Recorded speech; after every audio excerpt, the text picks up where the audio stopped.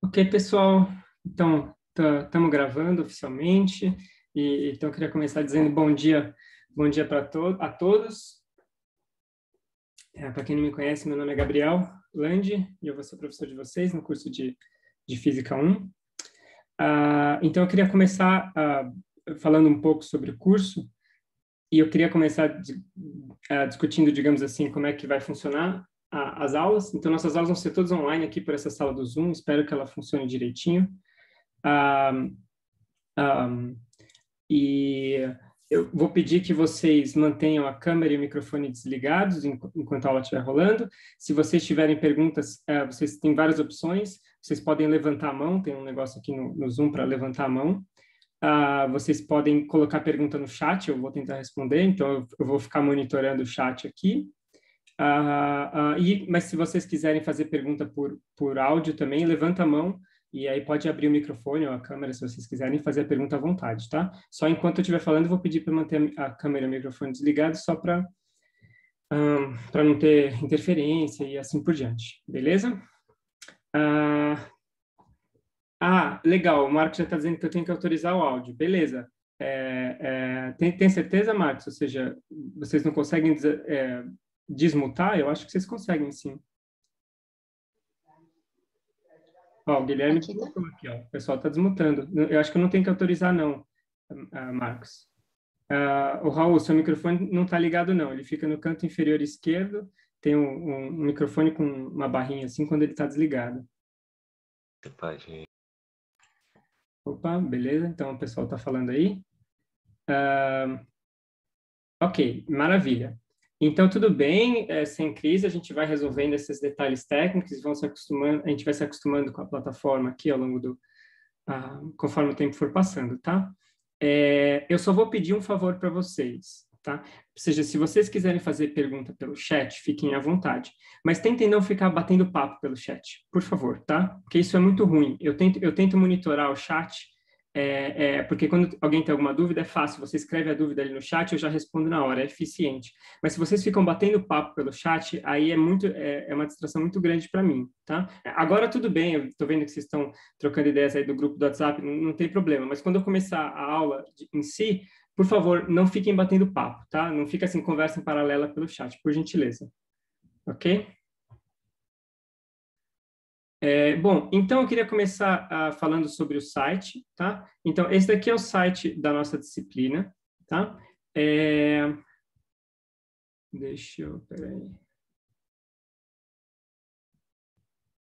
Isso, então esse daqui é o site da nossa disciplina. Eu vou copiar o URL para quem não tem ainda aqui no chat, então copiei e colei no chat, tá? E esse site vai ser, então, por onde a gente vai fazer toda a comunicação e onde vai estar todo o conteúdo das aulas, ok?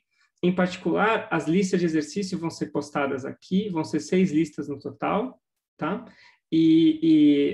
A primeira lista deve ficar disponível ou hoje ou no máximo amanhã de manhã, tá? Então, ela já está quase pronta e eu vou deixar ela disponível aqui. E aqui vão estar as aulas, tá? Então, esse daqui é um cronograma tentativa, ele não vai ser concretizado, ou seja, não vai ser exatamente isso que vai acontecer, mas é mais ou menos isso, então eu vou atualizando isso conforme a gente for andando. Então, cada linha dessa tabela vai ser uma aula nossa, tá? Então, você tem aqui o nome da aula, a data, a lista a qual ela se refere. Aqui tem esse item lousa. Lousa vai ser o que a gente vai escrever aqui em aula, tá? Então, acho que alguém, inclusive, tinha perguntado aí no chat. Todos os rabiscos que eu for escrevendo aqui durante a aula vão ficar, eu vou transformar aqui no PDF que vai ficar aqui em lousa, tá?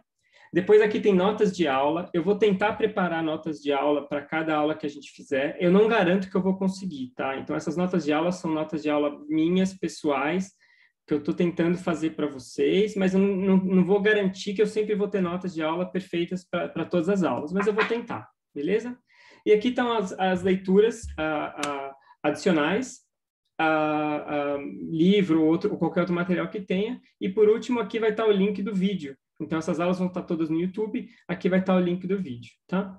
Cada vez que você clica numa aula aqui, você abre a página da aula, o vídeo vai estar aqui também, então vocês vão poder ver o vídeo aqui, e qualquer outra informação extra que puder colocar links interessantes ou outros vídeos que forem legais, etc., a gente pode ir colocando aqui. Então, cada linha dessa tabela, no fundo, é uma página de internet que vai ter todo o material referente a essa aula especificamente, ok?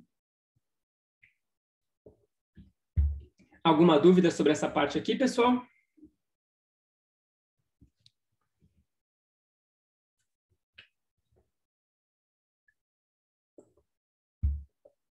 O link eu acabei de postar aqui, ó, é esse daqui. Esse é o Tiny URL, se você quiser, Joaquim. João, o E-Disciplinas ele vai ser usado para as avaliações, ele não vai ter nenhum material do curso, tá?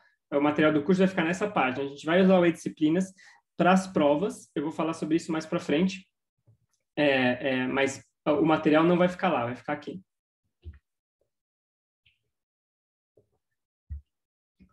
Bom, então, só resumindo, tá? A gente tem as nossas aulas aqui, que vão ser 3 vezes por semana, tá aqui os horários. Todas as aulas vão ser nessa mesma sala. O link para a sala se encontra aqui, então quem esqueceu o link para essa sala é esse daqui, tá? É essa mesma sala para tudo. E eu vou ter também uma sessão de atendimento, tá? Que de princípio a gente pode mudar, dependendo da necessidade de vocês, etc. Mas que vai ser, a princípio, quinta-feira, da 1 às 14h30, tá? Então, isso aqui vai ser um atendimento para dúvidas, etc., que eu vou estar disponível nessa sala, eu vou ficar por aqui, disponível. Quem quiser tirar alguma dúvida, pode vir aqui para conversar, ok? Bom, então, deixa eu falar um pouco sobre o programa, tá? Esse curso é um curso sobre mecânica, a gente vai discutir vários aspectos da teoria da mecânica clássica. O curso pode ser dividido em 6 partes, então as partes estão mostradas aqui, ó. Essencialmente, cada parte vai estar relacionada com uma lista de exercício, então a gente vai ter a lista como um bom divisor dos tópicos, né? E sobre referências principais, o livro que a gente vai usar é o livro do Tipler, tá? Volume 1, mas existem vários outros livros que vocês podem usar, equivalentes, tem o livro do Halliday, Resnick, tem o Sarway e assim por diante. Então, tem vários livros de Física 1 que vocês podem usar. Aqui vai um pouco de gosto. Eu particularmente gosto do Tipler, tá? Mas isso é uma questão realmente de gosto pessoal. Ok. E sobre a avaliação. Então, sobre a avaliação, a gente vai ter 2 provas, tá? A avaliação vai ser essencialmente baseada em 2 provas que vão ser feitas via E-Disciplinas. Mais para frente no curso eu vou conversar mais sobre isso daqui, então eu vou discutir direitinho, explicar como é que vão funcionar essas provas, assim por diante. A gente tem essa restrição, né, gente, de ter que fazer tudo online, etc. Isso impõe certos desafios aí que a gente vai ter que lidar. Mas tudo bem, a gente vai superar isso daí. Então, eu vou explicar mais para frente como vão funcionar essas provas. A data das provas estão aqui, uma vai ser 26/5 e a outra 9/7, e essencialmente elas vão contar com as listas 1, 2 e 3, e depois 4, 5, 6. Ok? E a média final vai ser essencialmente a média das 2 provas. Tá? Aprovado quem ficou com maior que 5, recuperação quem ficou com média final entre 3 e 5, reprovado quem ficou com média final menor que 3. Além disso, vai ter uma prova sub. A prova sub é apenas para quem perdeu uma das provas, tá? Então, se você perdeu uma prova, você tem direito a fazer a sub. Você não precisa me explicar por que você perdeu, tá? Você não precisa, assim, me dar um atestado médico ou inventar uma história de por que você perdeu. Não importa. Se você perdeu uma das provas, você pode fazer a sub. Só que ela cai toda a matéria, tá? Ou seja, a sub, ela em geral acaba sendo um pouco mais difícil, porque o conteúdo dela é toda a matéria. E, no final, na 26/7, vai ter uma prova de recuperação para quem ficou com a média final entre 3 e 5. E a média final vai ser a média da prova de recuperação com a média final anterior. Ok? Perguntas, pessoal?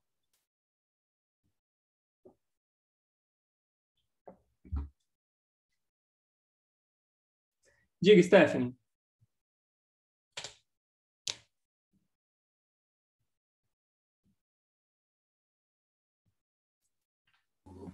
Oi, você tá me ouvindo? Tô sim. Eu queria saber se a gente vai ter algum tipo de material de apoio ou até a bibliografia do curso disponibilizada, tipo, em PDF, de alguma forma mais facilitada, porque, por exemplo, eu moro em Minas Gerais e eu não posso acessar a biblioteca da física e para comprar às vezes fica muito inviável. Aí Putz, eu é queria saber verdade. se vai ter isso. É verdade. Infelizmente, eu não tenho nada que eu particularmente possa fazer sobre isso, no seguinte sentido. Então, vão ter essas notas de aula minhas, que a princípio vão conter praticamente todo o material que a gente vai cobrir, tá? Então, digamos assim, na pior das hipóteses, essas notas de aula seriam suficientes para você seguir todo o curso. Mas, infelizmente, assim, eu não tenho como... eu posso até dar uma pesquisada como é que a biblioteca do IFUSP está fazendo com relação a isso, mas, a princípio, ou seja, eu não tenho como disponibilizar um livro ou alguma coisa assim. É claro que, assim, entre nós, digamos assim, apesar de isso estar sendo gravado, mas tudo bem, esse daí dá para baixar também o PDF da maior parte desses livros, né? É, é, é, mas eu entendo a sua questão. Eu vou dar uma olhada com a biblioteca, ver que tipo de política que eles estão tendo durante essa pandemia, tá? Deixa eu ver aqui, a Mariana. ah, não, Mariana, as listas vão ser só para estudo, tá? Então, as listas não valem nota, ok?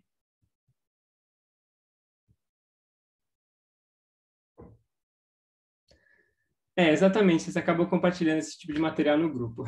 Boa. Mais perguntas, pessoal? As listas vão ter gabaritos mais para frente, tá, Laura?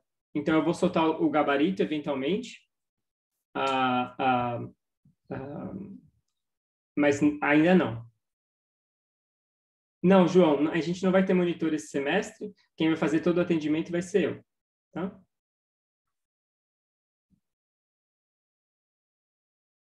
Mais perguntas?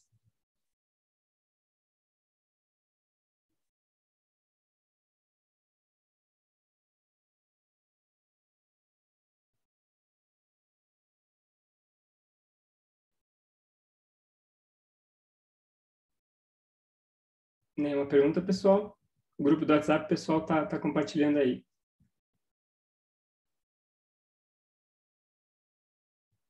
Isso, Stephanie, o atendimento é nessa mesma sala. Todo o nosso curso vai ser feito nessa mesma sala, 100%.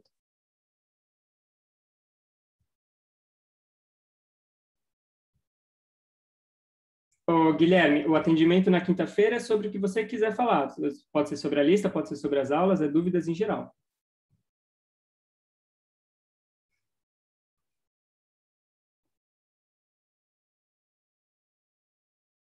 Beleza?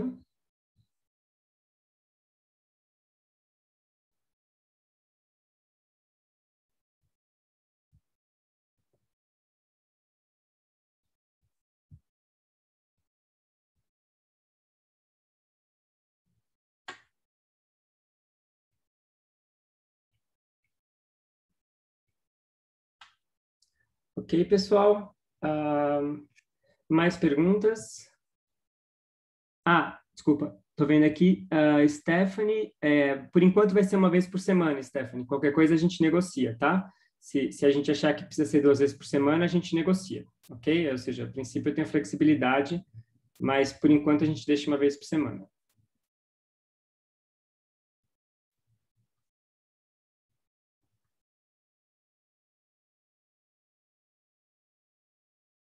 Mais perguntas, pessoal? Alguma dúvida sobre o andamento do curso, etc? Senão a gente pode começar.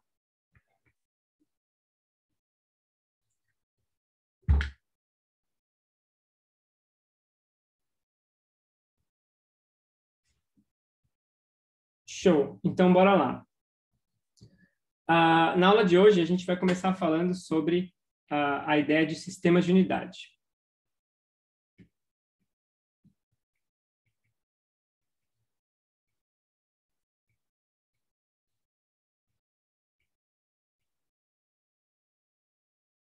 Tá? Mas para começar a falar de sistemas de unidade, a gente precisa primeiro falar sobre uma outra coisa, que é a ideia de a espectroscopia atômica.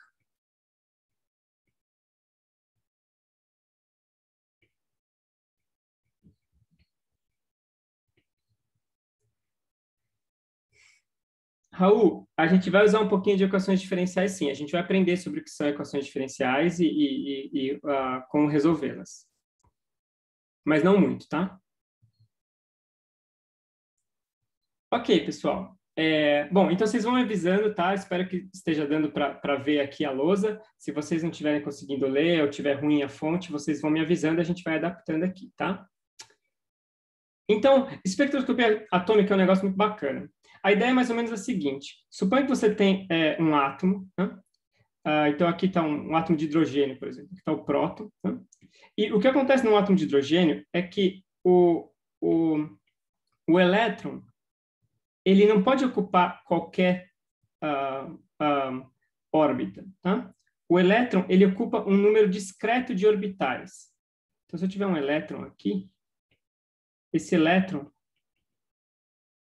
ele ocupa um conjunto discreto de órbitas. E a gente chama essas órbitas de orbitais.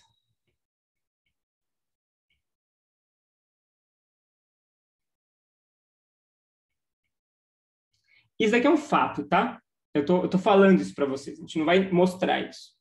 Isso é um fato da natureza que vocês vão ver bem mais para frente quando vocês começarem a estudar a teoria quântica, tá? Então, quando vocês verem a teoria da física quântica, física 4, física 5 ou mais para frente, etc., vocês vão começar a ver e aprender sobre esse fato, né? O elétron ele pode ocupar um número discreto de orbitais. Então, isso é diferente, por exemplo, do satélite. Quando você coloca um satélite em órbita, você pode ajustar o raio da órbita o quanto você queira, à vontade, né? Você ajusta esse raio à vontade.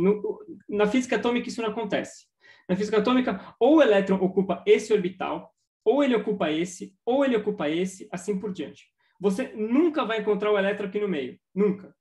Ele ou está aqui, ou ele está aqui, ou ele está aqui, e assim por diante. Isso é um fato da natureza, é um fato extremamente profundo, né? E é parte do motivo pelo qual a gente fala que isso daqui é a natureza quântica da matéria, né? Ela é quântica porque as órbitas são quantizadas, ou seja, a órbita o raio não pode variar continuamente, ou ele é esse, ou ele é esse, ou ele é esse, assim por diante, né?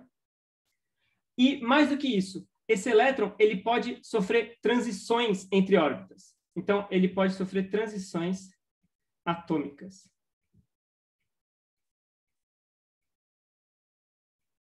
Ou seja, transições entre órbitas. Mas, para isso, ele precisa emitir ou absorver um fóton.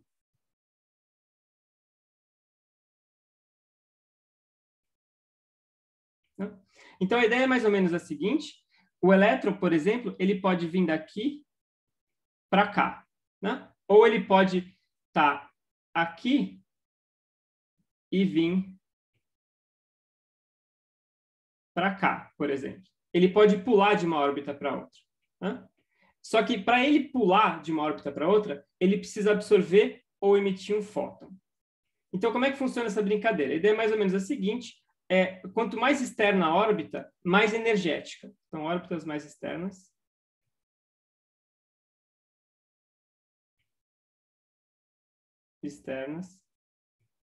são mais energéticas.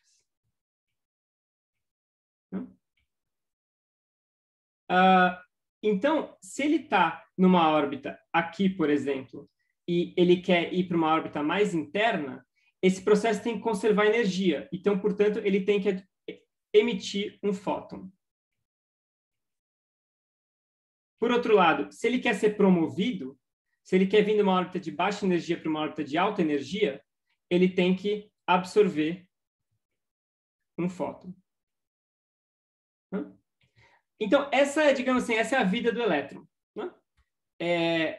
O elétron ele anda por aí pulando de uma órbita para outra. Então, ele fica numa órbita, de vez em quando ele absorve um fóton e ele sobe para uma órbita maior, aí ele emite esse fóton, emite um fóton e cai de órbita, e assim por diante. Essa é, digamos assim, a dinâmica atômica do elétron, ok?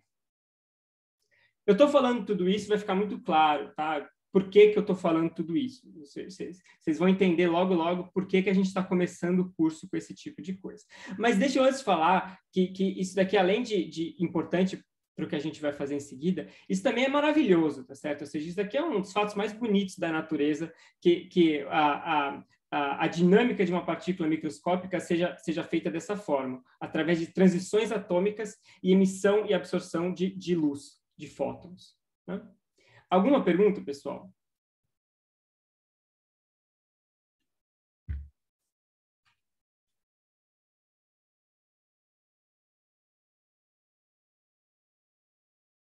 Beleza. Então, como é que funciona? Vamos entrar um pouco mais em detalhe em como é que funciona isso daí. A ideia é que a gente tem que ter conservação de energia.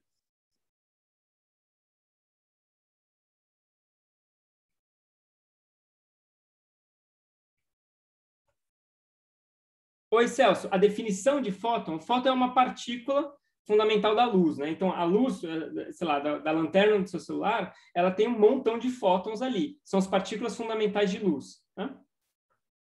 E, no fundo, essa é a definição. E acho que a próxima fórmula que eu vou escrever vai ajudar a esclarecer isso daí também. Qual que é a ideia? A ideia é que você tem que ter conservação de energia. Então, se você tiver uma diferença ΔE, que é a diferença de energia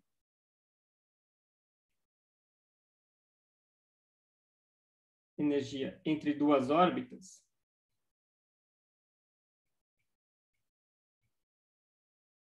né? Isso daqui tem que ser convertido em energia para o fóton.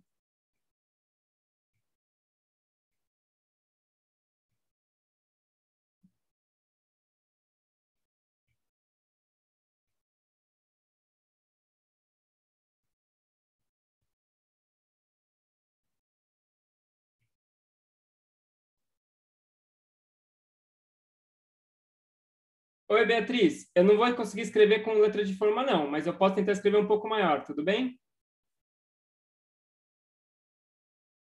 Beleza. Uma outra dúvida, pessoal, já que estamos nesse assunto. Vocês preferem a fonte assim ou a fonte assim?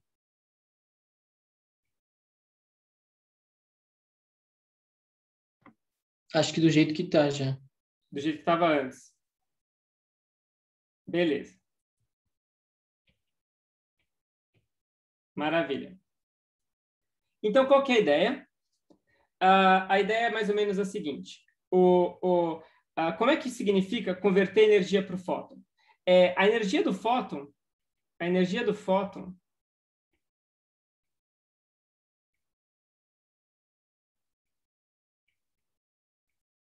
ela está relacionada com a sua frequência. E que está relacionada com a sua cor. Né? Então, o fóton, dependendo da cor da luz, ela tem mais ou menos energia. E a relação fundamental para isso é que essa diferença de energia vai ser uma constante H vezes a frequência Ni, onde Ni é igual a frequência em Hertz. E esse H é o que a gente chama de constante de Planck.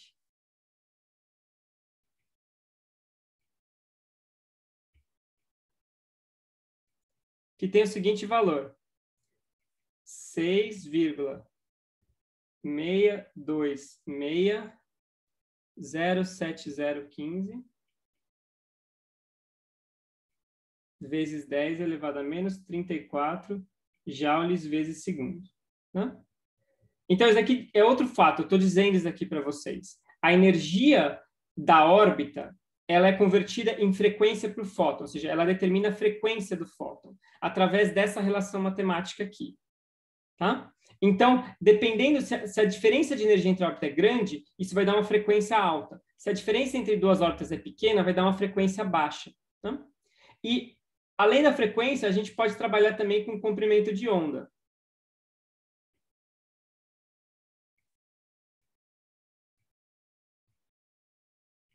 Lambda.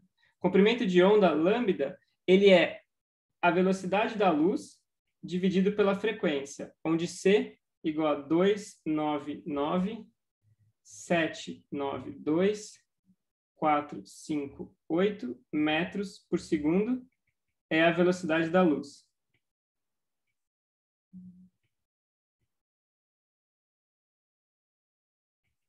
Ok?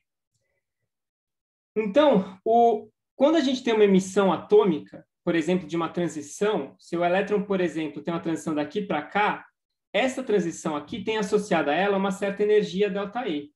Tá? E essa energia ΔE, então, vai determinar a frequência desse fóton aqui. Isso, Raul, incrível, né? Ou seja, tudo que a gente vê no final das contas tem a ver com essas transições dos elétrons entre os níveis de energia. Exatamente. Tá? Então, qual que é a ideia? Isso aqui é muito bacana, tá? O que acontece é o seguinte, cada elemento emite em apenas algumas frequências.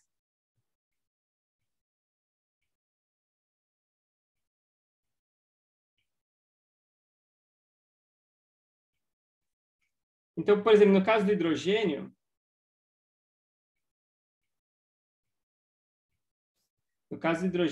a gente tem as seguintes frequências. Ele vai ter um comprimento de onda aqui em nanômetros, que pode ser igual a 656,3, ou 486,1, ou 434,1, ou 410,2. Né? Então, isso aqui é o que a gente chama do espectro atômico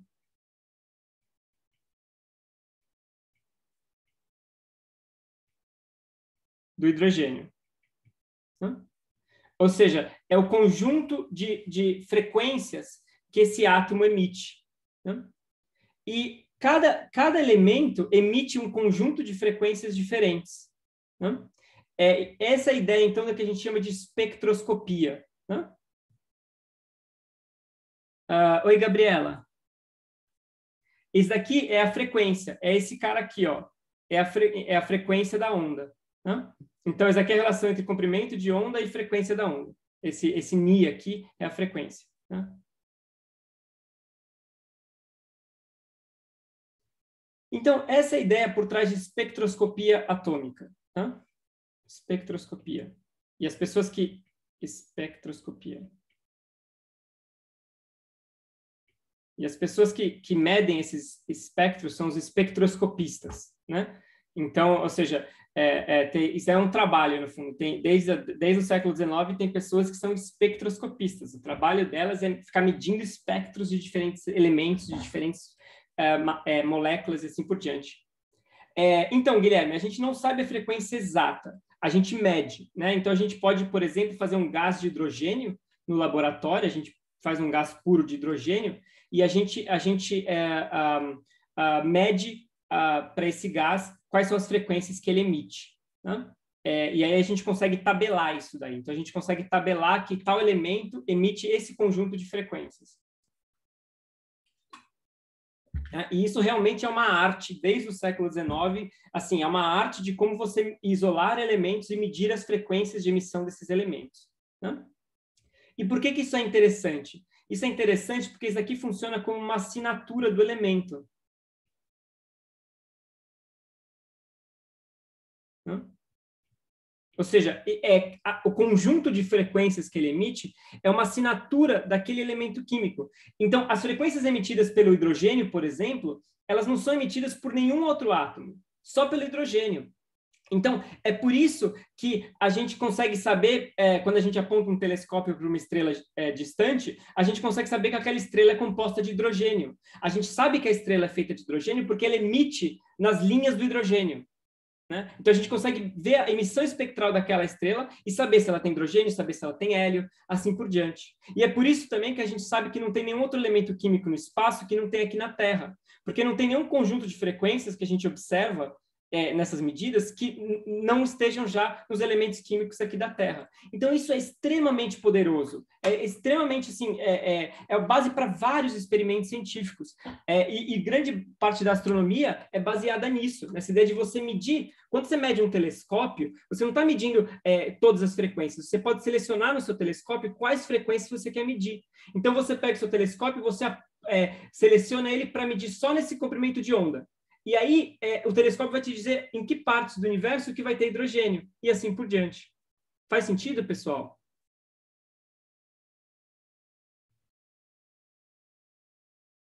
Legal, né?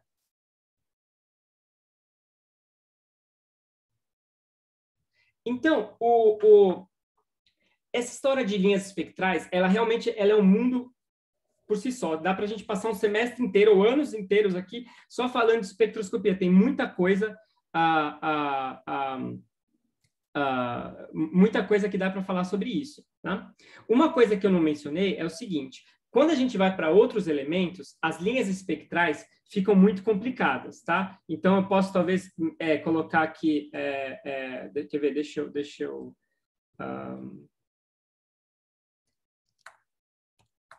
colocar no chat aqui alguma imagem, tá? Mas, ó, se vocês olharem... peraí, deixa eu colocar aqui.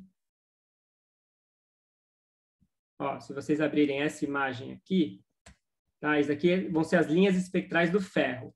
Então, vocês vão ver que, ou seja, as linhas do ferro são extremamente complexas, né? Você tem uma quantidade enorme de linhas de emissão, tá? Então, conforme os elementos vão ficando mais complicados, o número de linhas que ele emite é muito mais complexo, tá? E, além disso, eu não falei nada sobre a intensidade dessas linhas. Então, tem elementos que uma coisa é a frequência que ele emite, né? Que frequências que o hidrogênio emite, por exemplo, ou que frequências que o ferro emite. Outra coisa é a intensidade com que essas linhas são emitidas, tá? Então, por exemplo, o sódio tem emissões intensas no amarelo. Né? Então, amarelo. Se você pegar um gás de sódio, ele vai emitir luz com muita intensidade no amarelo. Né? E, por causa disso, eles eram usados, ou às vezes ainda são usados, em iluminação pública.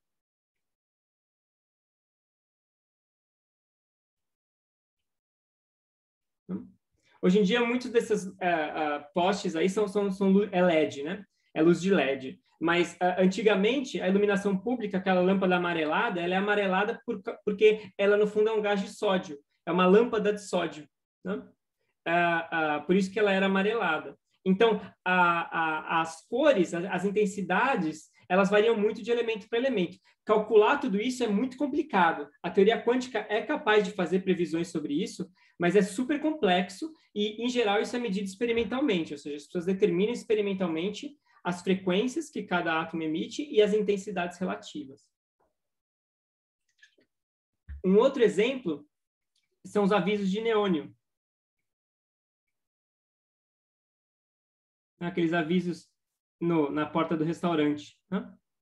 Esses avisos de neônio, o neônio, ele emite uma luz forte no vermelho.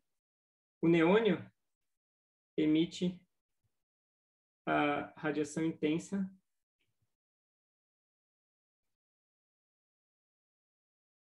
no vermelho.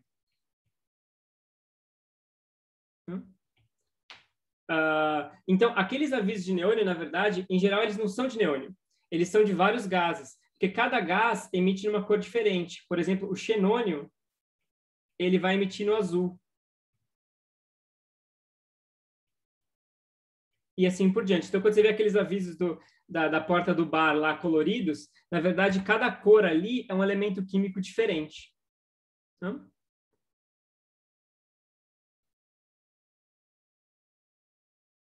Boa, Joaquim. Essas duas coisas acontecem. Essa é uma ótima pergunta. Eles emitem...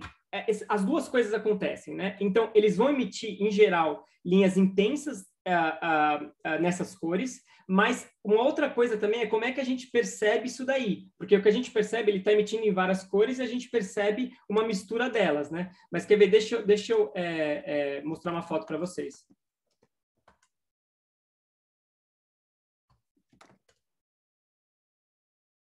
Espera aí.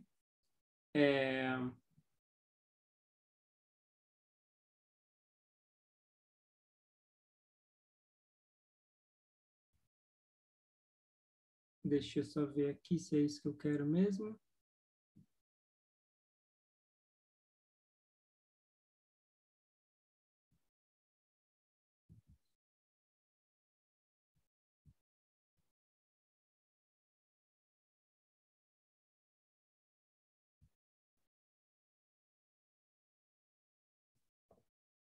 Ó, eu vou colocar uma foto aqui para vocês, se vocês entrarem e derem uma olhada nessa foto que está aí, né?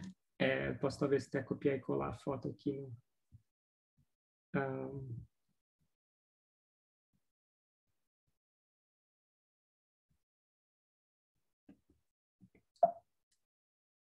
Então, esse daqui é um exemplo da foto do sódio, né? Vocês podem ver que o sódio realmente tem linhas muito intensas no amarelo.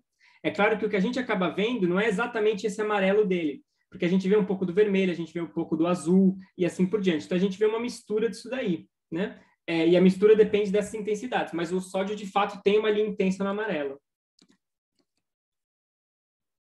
Maravilha. Mais perguntas?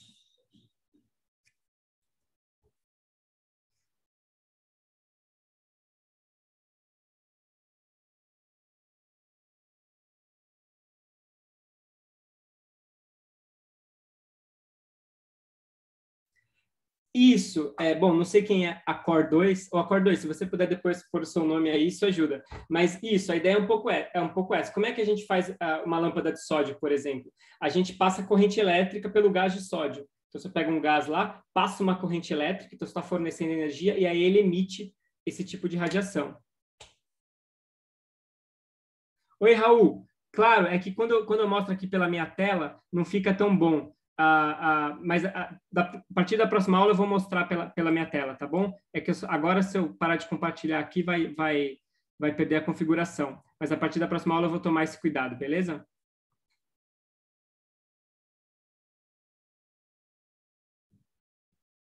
Sem problema.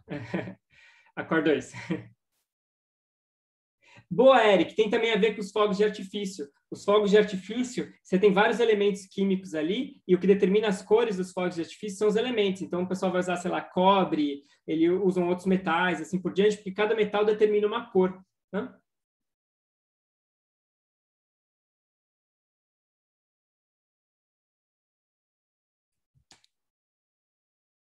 Oi, Inês, você não está vendo a foto? Tudo bem, é só a foto desse link que eu mandei, não tem problema não. Isso está nas notas de aula, tá? Não vai prejudicar em nada, é só mais uma foto desse espectro atômico, tá?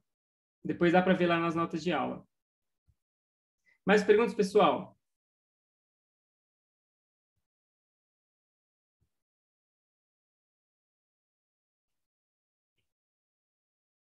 Ok. Qual que é a relevância disso para a gente?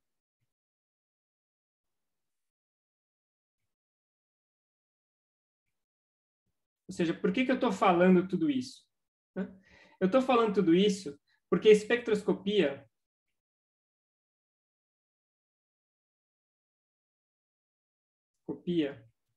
é a base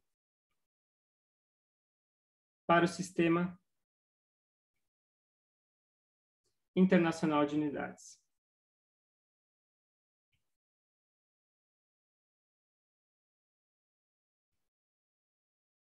Todo o Sistema Internacional de Unidades, hoje em dia,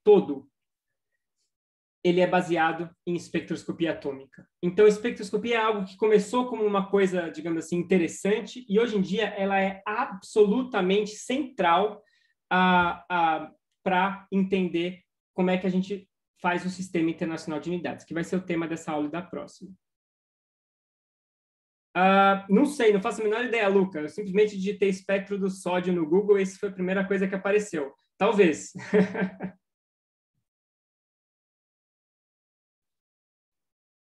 Ok?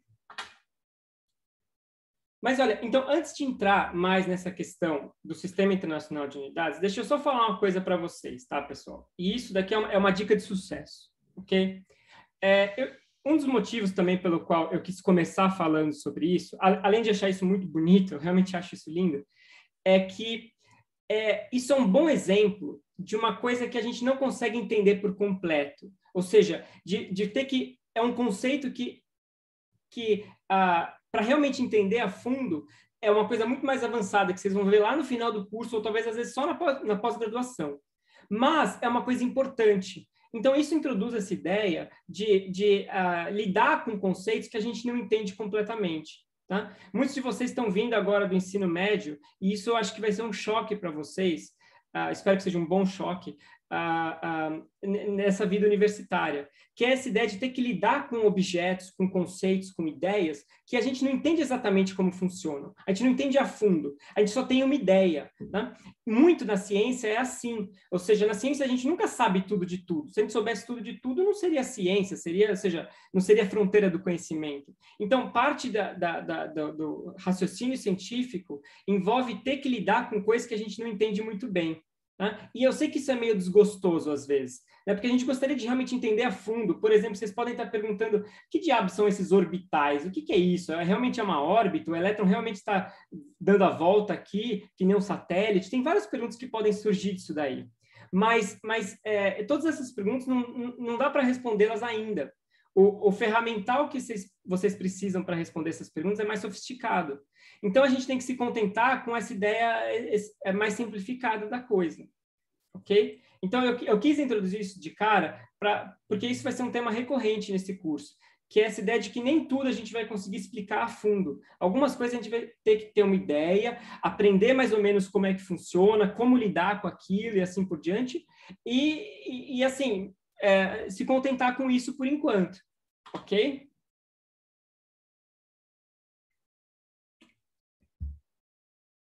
Perguntas?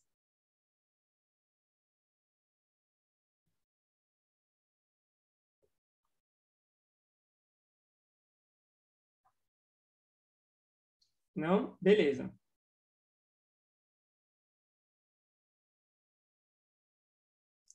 Boa, Rafael, essa é uma boa pergunta. Tem alguns elementos, sim, que não emitem na região do visível. Em geral, eles emitem alguma coisa no visível, mas essa emissão não precisa ser só no visível, ela pode ser ao longo de todo o espectro. E tem emissões que vêm não só dos elementos, mas vêm também de moléculas. Então, por exemplo, quando você tem uma molécula, ela também emite radiação. E essa radiação, a maior parte das vezes, não está no visível. Então, tem todo um universo que não está no visível. Né? Aqui no curso, a gente acaba dando esses exemplos que tem muito a ver com emissão no visível, mas, na verdade, o grosso mesmo não está no visível. Isso, Thiago. Tudo que eu estou escrevendo aqui vai ser disponibilizado lá no site.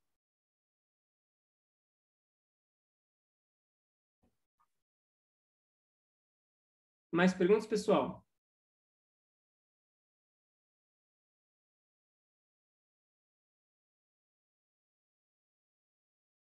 Ok.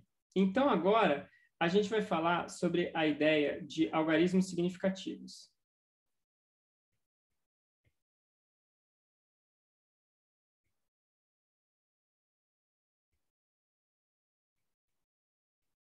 Isso aqui vai ser o nosso ponto de partida para começar a falar de sistemas de medida, sistemas de unidade. Não? Então, qual que é a ideia? Eu acho que todo mundo aqui tem uma intuição sobre o que tem que ser algarismos significativos. Né? Qualquer medida na natureza, ela só é conhecida com uma certa precisão, certo?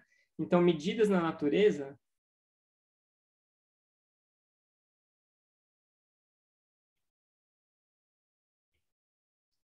apenas são conhecidas com uma certa precisão.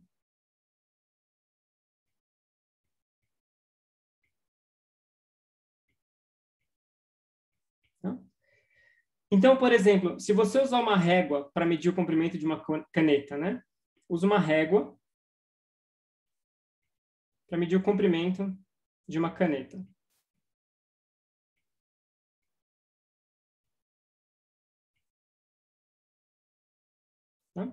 Se alguém falar para você que esse comprimento ele é 7,53149278682 centímetros, isso faz sentido? Se alguém virar para você e falar assim, o comprimento dessa caneta eu medi com uma régua aqui, é isso daqui. Isso faz algum sentido?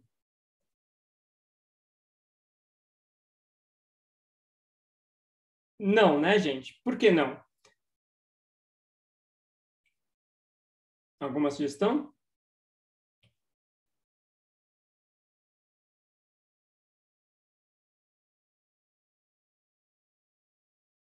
Boa, Joaquim, é um número sem muita referência, porque a regra não tem essa precisão toda.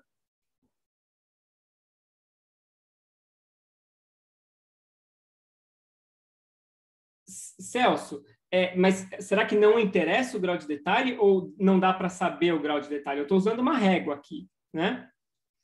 Que nem o Matheus colocou, é muito preciso para uma régua. Se a gente olhar para uma régua, ela não tem toda essa precisão. Então, eu estou dizendo isso para dizer, né, que a gente já tem internamente aqui na nossa cabeça uma ideia de o que é um algarismo significativo. Se alguém colocar isso aqui para dizer que isso aqui foi medido com uma régua, você vai falar, meu amigo, como assim você mediu isso daqui com uma régua, né? Isso aqui está preciso demais, certo? Então, ou seja, a gente associa a régua a uma certa precisão, tá? Então, por exemplo, se alguém falar 7,5 centímetros, isso daqui é ok, né? Isso daqui não. 7,5 centímetros é uma coisa razoável. Talvez a gente possa até falar em 7,53 centímetros. Talvez, né? Se você for muito cuidadoso em como você olha para a sua régua, talvez você consiga até falar isso daqui. Não sei. Aí depende muito, muito da régua e da pessoa que está medindo. Mas isso daqui claramente está fora. Tá? Então, a ideia é que isso introduza a noção de algarismos significativos. Isso, Celso. Não é só determinar o grau de precisão que se quer, mas é também determinar o grau de precisão com que se consegue medir aquele objeto dado o seu equipamento, né? Ou seja, o grau de precisão depende do seu equipamento. Muitas vezes você quer uma precisão maior. Em geral, se a gente pudesse ter precisão infinita, seria ótimo, mas a gente não tem a precisão para medir aquilo com certeza. Se a gente quiser usar uma régua para medir o comprimento de uma caneta, não vai dar. A gente teria que usar um outro equipamento mais preciso se a gente quiser obter mais algarismos significativos. Beleza?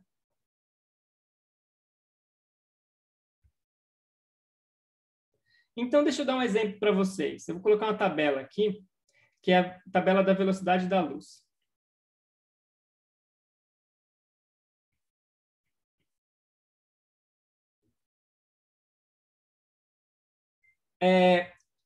Tiago, existem sutilezas sobre o que é um valor acurado e o que é um valor preciso, mas por que a gente está falando aqui?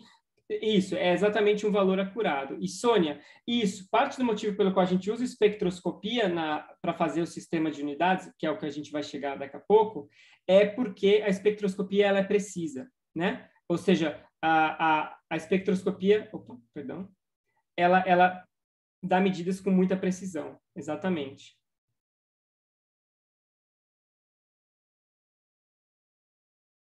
Isso, Joaquim. Isso, exatamente. Quando a gente fala que uma coisa foi medida com 8 casas de precisão, é porque essas 8 casas é o que a gente consegue confiar, né? Então, olha só, vou dar um exemplo para vocês aqui. Em 1675, as pessoas conseguiram estimar a velocidade da luz como sendo 220 mil quilômetros por segundo. Isso aqui era a estimativa que as pessoas tinham da velocidade da luz naquela época. Né? Só para comparar, o valor de hoje em dia, ele é esse daqui. Ó. Eu vou até copiar lá. Né?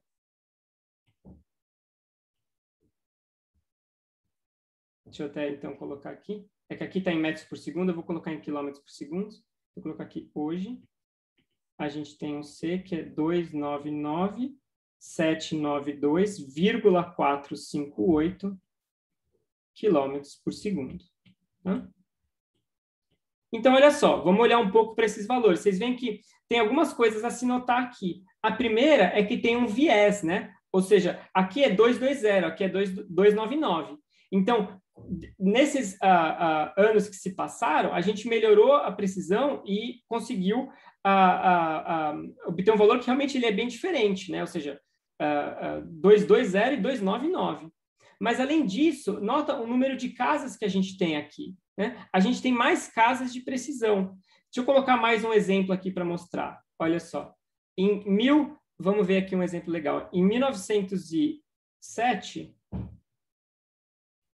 o valor que a gente tinha era 299, 710, mais ou menos 30 quilômetros por segundo. Deixa eu tirar esse mais ou menos 30, depois eu coloco aqui. Quilômetros por segundo. Né? Então, olha só, aqui esse valor já está bem mais próximo desse daqui. Mas você vê que aqui eu tenho mais 3 casas de precisão do que aqui. Isso daqui, ó, 299,710 é diferente de 299,710,000. Né?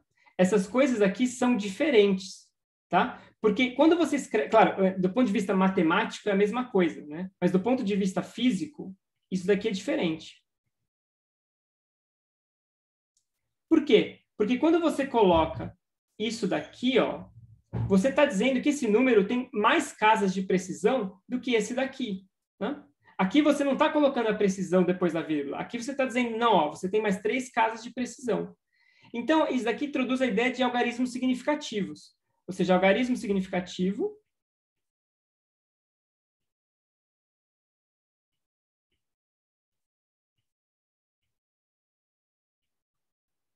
é essencialmente o número de algarismos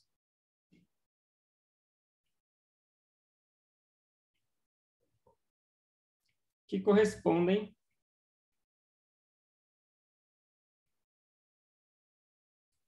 à precisão de um experimento.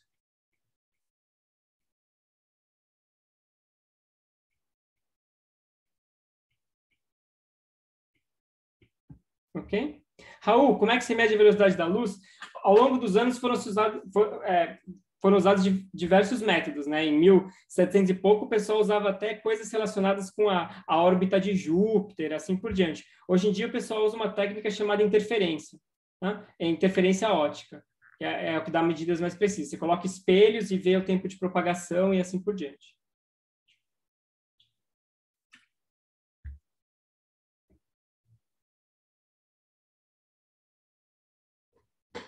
Tudo bem, pessoal?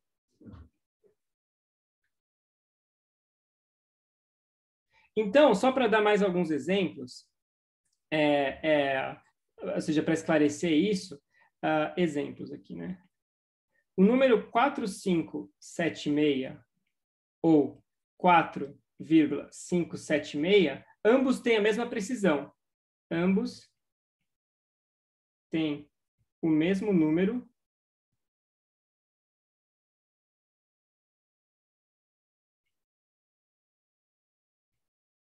de algarismos significativos.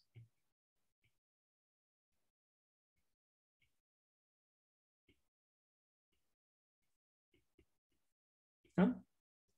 Ou seja, isso daqui não é mais preciso que isso. Ambos têm 4 algarismos significativos. Né? Vou colocar até aqui 4. Tá? 0 à esquerda não faz diferença. Né? 0,004576 também. Tá? Ou seja, se eu coloco 0 à esquerda, não muda nada. Mas 0,004576 tem 5 algarismos significativos. Tá? Então, esse número aqui, ele tem uma ordem de precisão a mais que esse daqui. Tá? Porque eu tô especificando ele com 5 casas. Calhou da última casa ser um 0. Podia ser um 1, um 2, um 3 aqui, sei lá. Mas ele tem 5 casas, enquanto que esse aqui só tem 4 casas. Faz sentido, pessoal?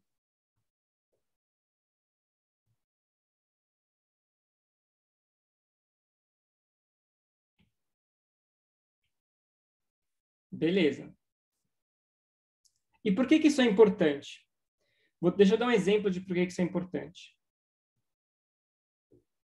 Oi, Raul, por que o zero à esquerda não conta? Porque o zero à esquerda ele só tem a ver com, digamos assim, a unidade que você usa, né? Por exemplo, se você usar quilômetro ou metro, assim por diante. Mudar de quilômetro para centímetro, por exemplo, não muda nada. Então, você só estaria colocando zeros à esquerda, mas você nunca está colocando zeros à direita, né?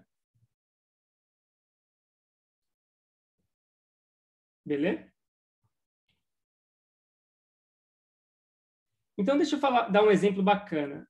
Tem um conjunto de linhas espectrais chamadas linhas hiperfinas. Essas linhas são linhas muito importantes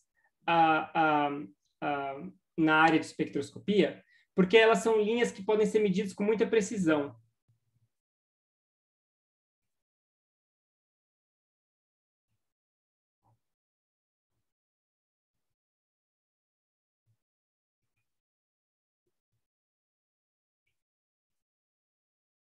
Então, um exemplo é o hidrogênio.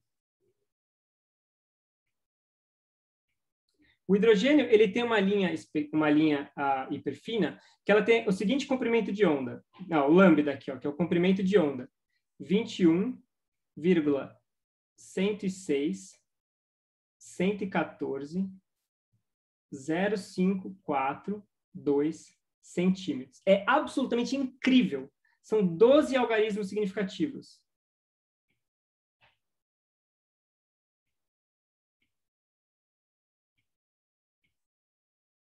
Se a gente consegue medir isso daqui com uma precisão de 12 algarismos significativos. Né? Isso daqui tem um nome, isso daqui é chamado de linha de 21 centímetros. É um nome muito criativo, né?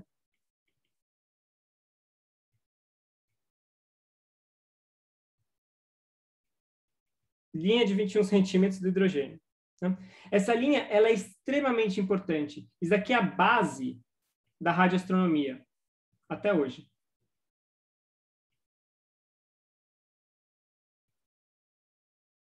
Por quê?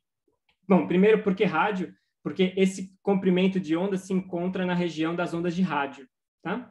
Mas por que ela é a base da radioastronomia? Porque se a gente sabe uma linha com tanta precisão, a gente pode pegar o nosso telescópio e filtrar tudo que não seja exatamente esse ponto aqui.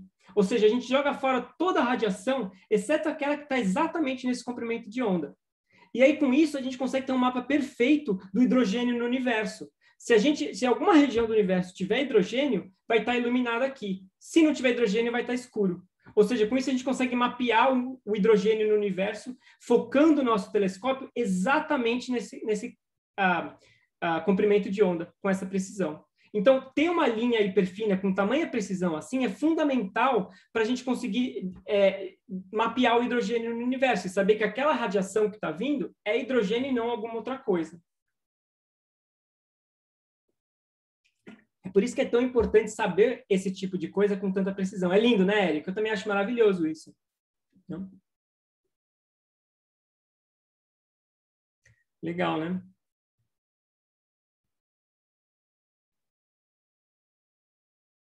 Desculpa, Laura, o que é o HII? Então, Laura, não tem necessariamente a ver com hidrogênio ionizado. O hidrogênio ionizado, ele não vai ter elétrons. Então, essa transição ela é gerada exatamente pelos elétrons. Né? Então, isso aqui não é do hidrogênio ionizado, é do hidrogênio em estado gasoso. Raul, isso daqui existe para vários elementos. Alguns a gente sabe com mais precisão do que outros, mas, em geral, esse tipo de transição hiperfina existe para praticamente todos os elementos, até onde eu sei, para todos os elementos. Mas, para alguns deles, a gente consegue determinar com mais precisão do que outros. Ajuda, Renato. Desculpa, Guilherme. Ajuda, sim. O fato o que ajuda, principalmente, é o número de elétrons no hidrogênio, né? Porque o hidrogênio só tem um elétron. Então, ele é pequeno, mas o pequeno aqui se reflete no fato que ele só tem um elétron. Então, isso torna essa medida muito limpa, muito simples. Tá? Enquanto que para outros átomos tem muitos elétrons, então fica tudo muito mais complicado.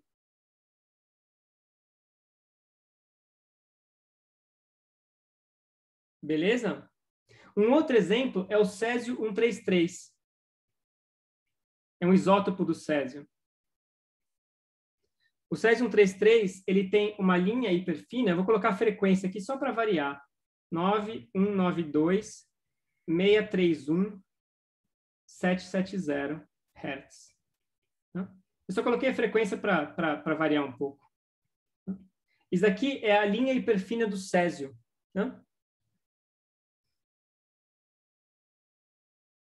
Oi, Stephanie, é um pouco difícil explicar, mas a transição hiperfina tem a ver com a interação do elétron com o próton, mas uma interação magnética. Né? Isso vem lá da mecânica quântica, você tem, é como se o elétron e o próton fossem pequenos ímãs, eles têm um negócio chamado spin, e aí isso gera uma interação extra. Então, além da interação de carga, né, de eletrostática entre o próton e o elétron, que são partículas carregadas, né? Além dessa interação usual, você tem uma interação magnética devido a essa coisa chamada spin. E é isso que gera essa transição adicional aqui, né? Ou seja, você tem duas... O que significa isso? Isso aqui é um comprimento de onda muito grande, então é uma frequência muito pequena. Isso aqui é baixíssima energia. Deixa eu até escrever isso daqui. Isso daqui é baixíssima energia.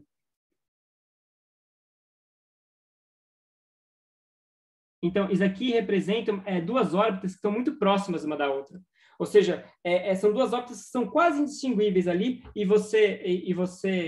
mas você consegue medir a diferença entre elas.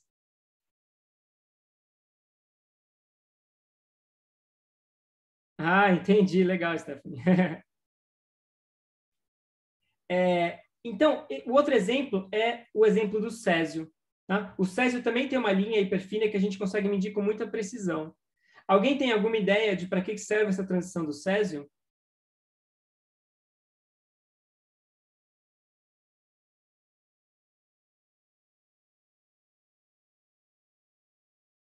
Tempo, Lucas. Relógio atômico. Exatamente. Isso aqui é a base dos relógios atômicos.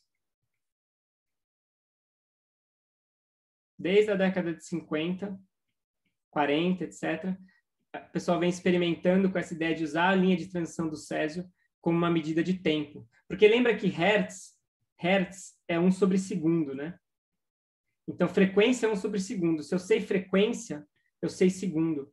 Eu posso usar isso daqui para definir tempo. Né? Então, essa daqui é a base dos relógios atômicos. Né? Então, qual que é a ideia? Agora a gente finalmente chega, então, no Sistema Internacional de Unidades.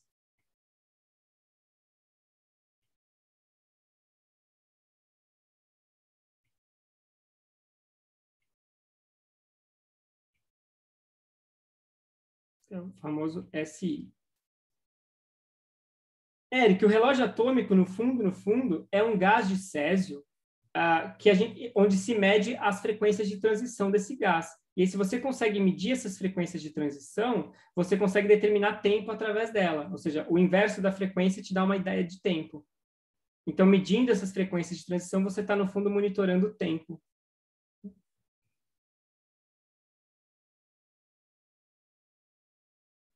Massa. Então, olha só. Acho que os exemplos que a gente mostrou anteriormente, que a gente discutiu aqui antes, eles já dão uma boa ideia de por que é importante ter um sistema internacional de unidades. Né? A ideia é você ter padrões de comparação.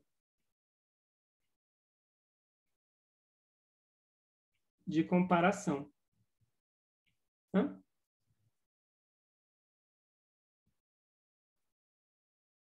Isso, Celso, também é GPS. Então, para dar um exemplo que, assim, um exemplo brincadeira, né, que eu sempre dou, não sei se já aconteceu isso com vocês, você vai num restaurante e você pede uma carne, né? Aí você vai lá e fala, eu quero uma carne, e aí você pede ao ponto, ou mal passado, sei lá. Você pede ao ponto.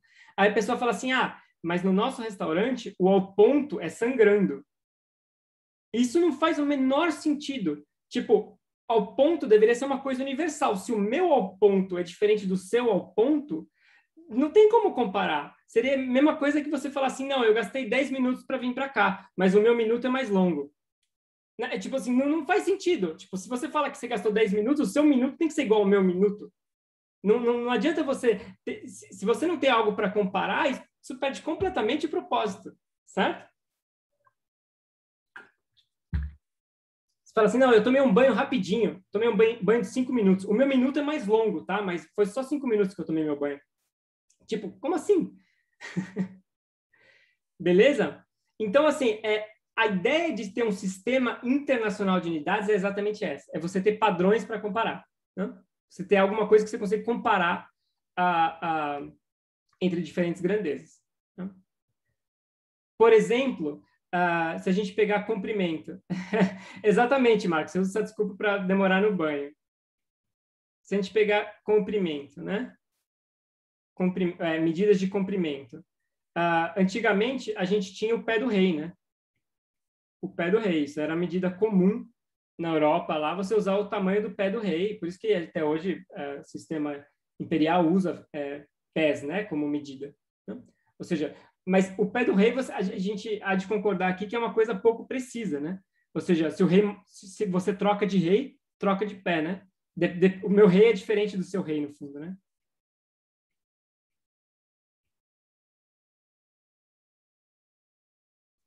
Então, ou seja, é difícil você ter um padrão de comparação se as medidas que eu uso são diferentes das suas. Né? Então, o sistema internacional de unidades ele começou em 1789. Né? Isso foi pouco depois da Revolução Francesa. Como muitas coisas relacionadas à mecânica, vocês vão ver isso, vai ser um tema recorrente nesse curso, muitas coisas relacionadas à mecânica têm origens bélicas, principalmente de Napoleão, né? Muito do que a gente vai estudar aqui, infelizmente, sei lá, não sei, bom, infelizmente, tem a ver com os desejos bélicos do Napoleão, que precisava de padrões para fazer armamentos e esse tipo de coisa. Né? Então, no caso do comprimento, se convencionou que o metro, ele estava relacionado com a distância entre o Polo Norte e o Equador, pelo meridiano que passa por Paris.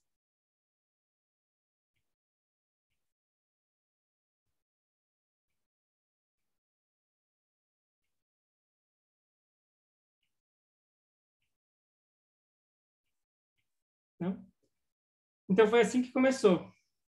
Foi assim que começou a ideia de você ter um padrão do metro, tá? O pessoal falou, não, a gente vai pegar a distância entre o Polo Norte e o Equador por esse meridiano, e a gente vai dividir isso e padronizar, né? Ou seja, a gente divide isso por alguma grandeza e padroniza o que a gente vai chamar de metro. Não? Agora, é claro que vocês conseguem imaginar vários problemas com isso daqui, né? Ou seja, isso daqui já é um upgrade. Pelo menos você tem um padrão, tá? Ou seja, pelo menos você tem alguma coisa que as pessoas possam comparar. Mas, ou seja, isso daqui claramente tem algumas limitações, né? Vocês têm algumas sugestões aí de quais tipos de limitações seguem isso daqui?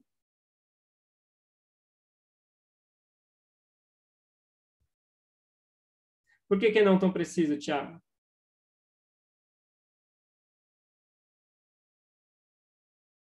Complicado de medir. Deformações de ondas gravitacionais também.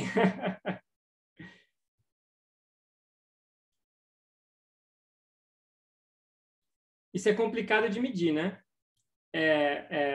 Ou seja, você tem que... Como é que você mede essa distância? Claramente, isso daqui vai depender muito de como você mede. Se você vai andando... Bom, claro, ninguém vai andando do Polo Norte até o Equador, mas se você fosse andando, como é que você faria? Né? Então, você vê que tem uma série de... Não parece nada prático. Exatamente, Matheus. Né? E, Júlio, luz, né? Mas como é que naquela época você vai usar luz? Mesmo hoje em dia, talvez você poderia usar uma fibra ótica, alguma coisa assim, mas naquela época não tinha nada disso, né? Então, isso aqui é complicado. Ou seja, como você... Tem também isso, Marcos, ou seja, não só os polos magnéticos, né, mas a própria crosta terrestre, ela está em constante movimento, né? Então, tipo, essa distância ela não é fixa. Com o passar do tempo, a crosta está andando e essa distância também está mudando.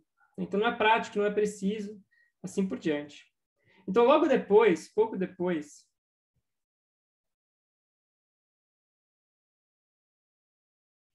o pessoal convencionou usar uma barra de platina.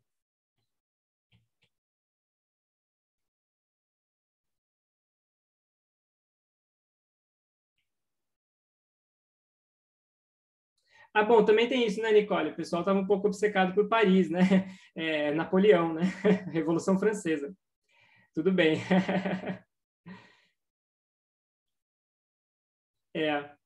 Então, pouco depois, o pessoal começou a usar uma barra de platina. Tá? Então, a ideia agora é simples. Você tem uma barra de platina e você convenciona que o comprimento dela é 1 metro. Mas aí, ó, o Marco já cantou uma bola. Ela varia com a temperatura. Então, uma barra de platina a 0 graus Celsius. Tá? Então, convenciona-se primeiro isso.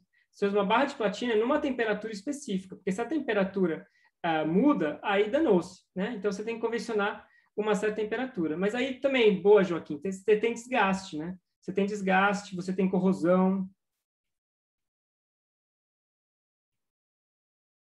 Né? Tem o problema de se alguém perder essa barra de platina, né? Ou seja, imagina se alguém rouba essa barra. É claro que, na época, haviam-se várias cópias. O pessoal realmente tinha um trabalho muito grande em fazer várias cópias da mesma barra. Então, você tinha uma barra lá principal, faziam-se cópias dessa barra, mas é claro que a precisão da cópia nunca é perfeita, né? Então, você tem esse problema também. Mas faziam-se cópias, espalhavam-se essas cópias por vários lugares. Vai que alguém invade Paris, alguma coisa assim, e rouba essa barra, então vai ter uma outra barra em outra cidade. Isso realmente era uma coisa complicada, ou seja, isso aqui não era trivial e tinha toda uma logística por trás aí.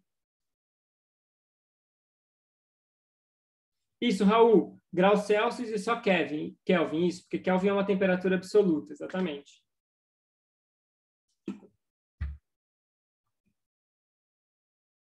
Então,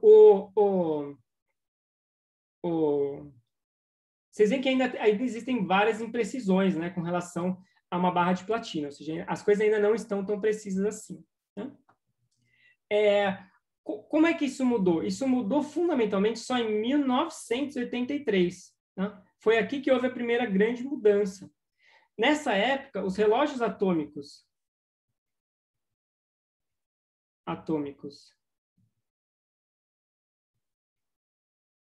estavam muito precisos.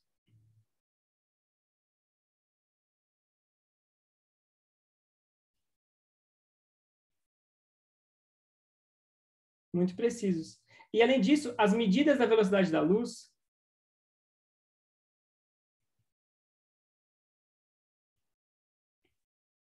também. Então, se eu sei agora, se eu tenho um padrão de tempo e eu tenho uma medida precisa para a velocidade da luz, eu posso daqui inferir o metro.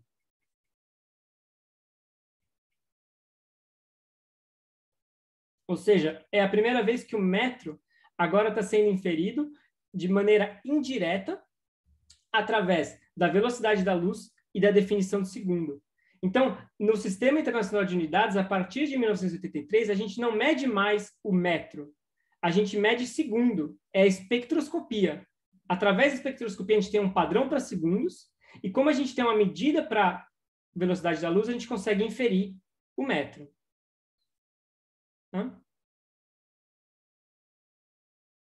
Então, o caso mais enigmático ainda é o caso do quilograma. O quilograma, até 2018, ele era o peso de uma barra de platina.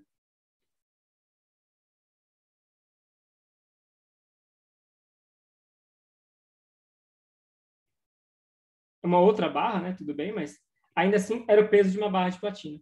Até 3 anos atrás, o quilograma ainda era definido como sendo o peso de uma barra de platina. Tá? Só que existe uma outra grandeza que tem o quilograma na sua definição. Tá? São mais confiáveis sim, Joaquim, porque você tem uma coisa que você está medindo com muita precisão, que é o tempo, e aí toda a sua precisão fica atrelada a essa grandeza. Né? Ou seja, você tem uma fonte só de erro, não mais do que uma. Né? Então, existe uma outra grandeza que envolve o quilograma, que é, voltando aqui em cima, a constante de Planck.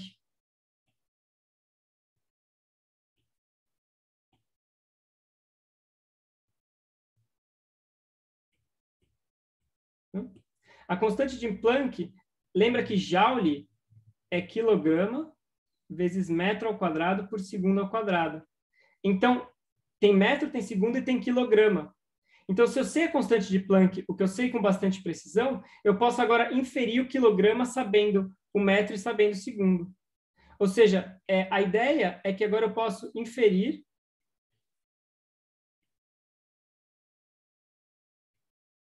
o quilograma se eu sei o metro, o segundo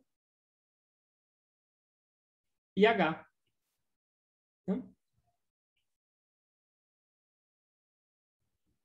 Tudo, então, e como o metro vem do segundo, no final dos contos, tudo vem do segundo.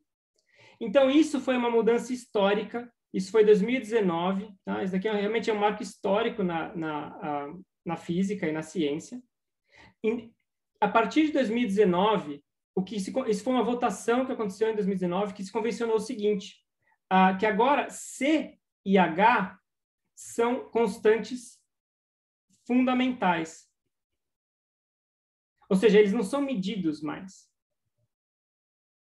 Os valores de C e H são definidos a partir de agora. Ou seja, eu tenho esse valor aqui do C, deixa eu achar o meu C aqui.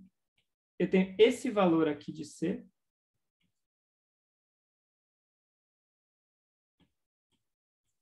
E eu tenho esse valor aqui de H.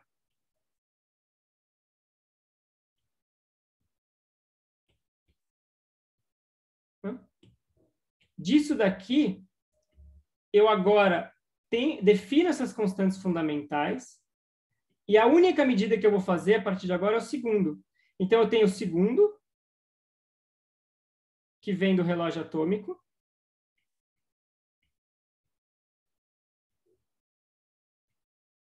Isso daqui me determina o metro e, por sua vez, me determina o quilograma. Isso, Gabriel, perfeito. Esses valores precisos nasceram de medidas imprecisas. Mas agora a gente pode fazer realmente uma mudança de paradigma. A gente pode convencionar que esses valores são fixos. Então, isso daqui é a definição da velocidade da luz. A velocidade da luz ela é definida desse jeito. E a gente usa isso para definir o metro. É o contrário do que fazia antes. Antes a gente tinha uma definição de metro, uma definição de segundo, e a gente, com isso, inferia a velocidade da luz. Agora não. Agora a gente assume isso daqui, ou seja, a humanidade concorda, né, convenciona que isso daqui agora é constante, esse valor é fixo, e a gente vai usar isso daqui para definir o metro quilograma, porque essas medidas se tornaram muito mais precisas que qualquer medida envolvendo barras de platina. Não faz sentido mais usar barra de platina, que é muito impreciso. A gente sabe esses caras com altíssima precisão, então agora a gente fixa esses valores. E a única coisa que a gente mede é o tempo. A gente mede o tempo usando espectroscopia, a gente infere o metro, a gente infere o quilograma. Né? Isso realmente é uma mudança de paradigma, uma forma completamente diferente de pensar e que aconteceu há muito pouco tempo atrás, né? 2 anos atrás.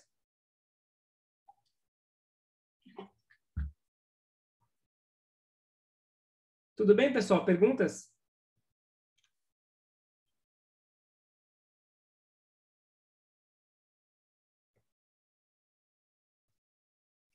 Muito massa, né, Marcos? Eu também acho isso incrível. Então, vocês veem que a espectroscopia é o que está por trás, né? A espectroscopia é realmente uma coisa que surgiu aí, não parecia, tipo assim, que ela fosse tomar as proporções que tomou, né? Mas realmente é incrível. Ok, pessoal, eu parei por aqui.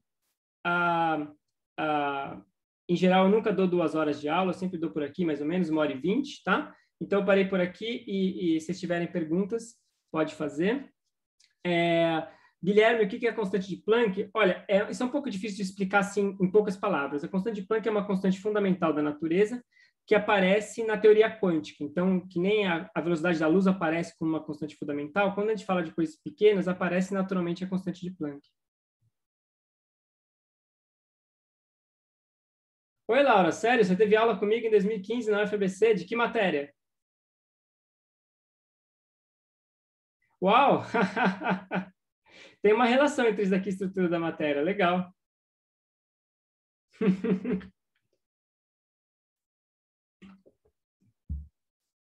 Por que a FEBC... Ah, a FEBC está de luto? Oh, obrigado. Acho que o luto já passou. Oh, valeu, valeu.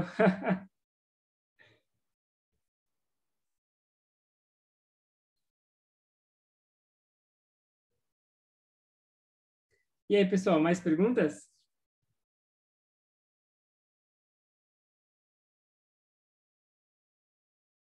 O que determina o número de frequência que ele vai emitir, Caio, assim, tem o número de frequência que ele pode emitir, isso é determinado pela estrutura do átomo, e o número de frequência que ele vai emitir tem a ver com a quantidade de energia que você fornece, né? Então, às vezes tem algumas transições, por exemplo, que são muito energéticas. Se você fornecer pouca energia, você não vai excitar. Mas aí, se você fornecer energia suficiente, você consegue observar aquelas emissões.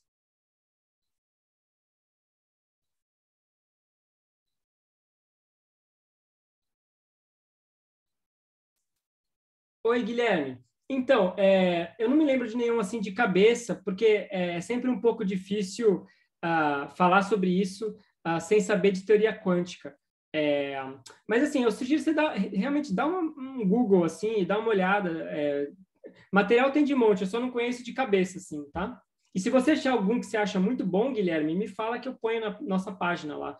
Se achar algum material, algum vídeo que você achar muito massa, me manda por e-mail.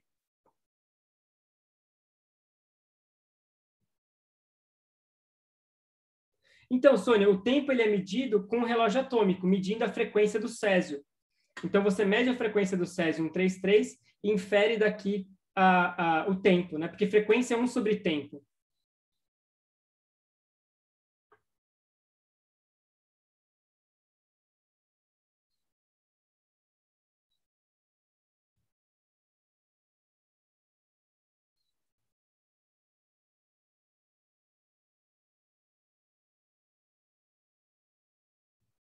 Oi, Júlio, essa é uma boa pergunta, né? O tempo ou seja, existem outras maneiras de medir o tempo com qualquer tipo de fenômeno periódico, no fundo, né?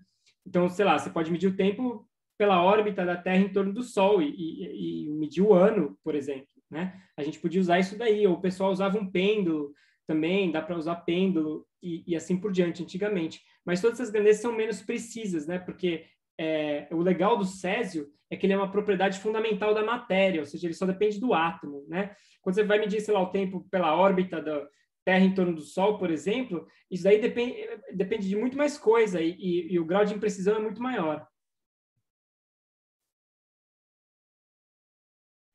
Os testes de chama em química, Ana, sim, tem a ver, sim, porque quando você faz um teste de chama, você está vendo que tipo de cores que aquele elemento está emitindo, né? Claro que uma coisa é você ver aquilo visualmente, ou seja, você esquenta ali um elemento químico e vê que ele emitiu no vermelho. Isso dá um certo nível de precisão. O que o pessoal faz eles usam um espectrômetro que pega a luz que é emitida por isso daí e divide essa luz em comprimentos de onda diferentes, que no fundo é um prisma, né? Que nem aquele prisma do Newton, sabe? Que a luz entra e espalha. Dá para você usar um prisma para realmente medir isso com mais precisão do que simplesmente visualmente. Ô, Raul, quando a gente fala da frequência de um átomo, o termo frequência de um átomo é um pouco impreciso, tá? É melhor falar de frequências de emissão atômica. Se a gente falar de frequência de emissão atômica, aí diz respeito a exatamente isso que eu falei. Renan, capítulo 1 do Tipler, tá? Já está lá na página. Vitor, os sistemas que usam outros tipos de os países que usam outros sistemas de medida, no fundo, isso se refere a medidas usadas não para medidas necessariamente científicas, né? Ou seja, o padrão do SI é usado também nos Estados Unidos e assim por diante, né? Mas se eles gostam de usar milhas ou pés, assim por diante, isso é muito mais uma coisa cultural. Traz alguns problemas, né? Tipo, você tem exemplos lá de foguetes da NASA que alguém colocou a unidade em metro, outro colocou em pés e aí zoou tudo. Tem esse tipo de exemplo que você encontra por aí. Mas, em geral, isso é muito mais uma coisa cultural do que realmente científica. Cientificamente, todo mundo usa o sistema internacional. Stephanie, vamos ver essa questão do horário. Vamos conversar sobre isso com mais calma e aí a gente vê. Porque quinta-feira não dá para você, é isso?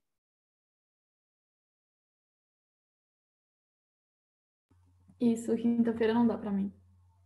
Tá, vamos conversar. Eu vou talvez colocar 2 horários. terça e quinta, talvez, ou terça e sexta. Vamos ver, na próxima aula eu vou fazer uma pesquisa, tá? Não se preocupa com isso ainda, não tem... essa primeira semana a gente está começando tudo devagar, na próxima aula eu passo uma pesquisa. Inclusive, se eu esquecer, me lembra, tá? Aí na próxima aula, no meio da aula, quando tiver todo mundo, eu passo uma pesquisa de opinião e a gente tenta ver o que é melhor para todo mundo, beleza? Tá ótimo, então. Obrigada. Gabriel, o quilograma ele é medido a partir da constante de Planck, porque a constante de Planck, ela tem, como ela é Joule vezes segundo, o Joule tem o quilograma aqui. Então, se eu sei metro, se eu sei segundo, eu consigo inferir qual que é a constante de Planck.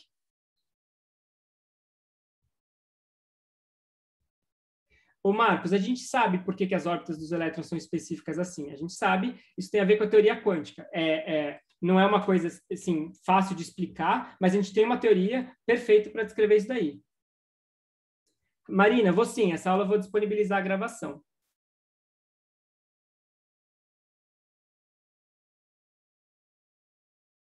Sônia, olha, Sônia, daí é uma ótima pergunta. Chega sim, porque como as medidas de segundo se tornaram tão precisas, efeitos da teoria da relatividade, como, por exemplo, a dilatação temporal, quando você está andando mais rápido ou mais devagar, podem agora ser medidos usando um relógio atômico. Então, por exemplo, você tem aquele paradoxo dos gêmeos, sabe? Que duas pessoas estão na Terra, aí uma pega uma nave espacial, vai dar uma volta no espaço e volta. Quando elas voltam, o tempo é diferente para as duas. Isso daí você pode realmente medir hoje em dia colocando um relógio atômico num avião. Você tem dois relógios atômicos, um do lado do outro, você põe no avião, vai dar uma volta no céu, volta, e você vê que eles estão diferentes. Então, o relógio atômico se tornou tão preciso que você consegue medir até esses efeitos que vão além da física clássica. Tiago, o Young and Friedman está ótimo. Pode usar ele sim. Ah, legal, hein, João? Bacana, conseguiu fazer o voo de helicóptero lá, né? Show.